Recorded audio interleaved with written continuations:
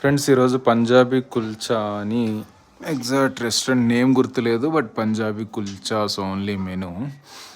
Restaurant కుల్చాస్కి special, ఎప్పుడు చూసినా రష్గా ఉంటుంది బెంగళూరులో. సరే చాలా రోజుల నుంచి అనుకుంటున్నామని ఆల్ ఆఫ్ ఎ సడన్ ఆగాం. చూస్తే ఒక వెజ్ అండ్ ఒక నాన్ వెజ్ కుల్చా చెప్పాము. ఒకటి కీమా మటన్ కీమా కుల్చా, ఒకటి పన్నీర్ స్టఫ్డ్ కుల్చా. వీడు బటర్ దాని మీద వేయకుండా మనకి సెపరేట్గా అమూల్ బటర్ ఇచ్చాడు. సో ఆ వేడి వేడి కుల్చా మీద అలా స్ప్రెడ్ చేసుకోవాలి. వాడు ఇచ్చేసరికి అది ఎందుకో మరి చల్లగా అయిపోయింది కుల్చా. సో బటర్ వేసినా సరే కరగట్లేదు అది. సో దాంతోపాటు మంచింగ్కి చనా కర్రీ ఏదో ఇచ్చాడు.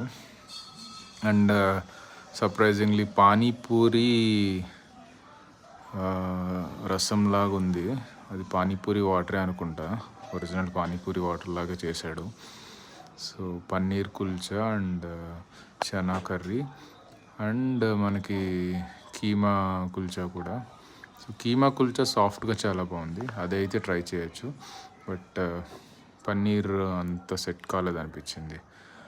ఓకే ఫ్రెండ్స్, మీకు ఏ నార్త్ ఇండియన్ ఫుడ్ ఇష్టమో కింద కామెంట్ చేయండి.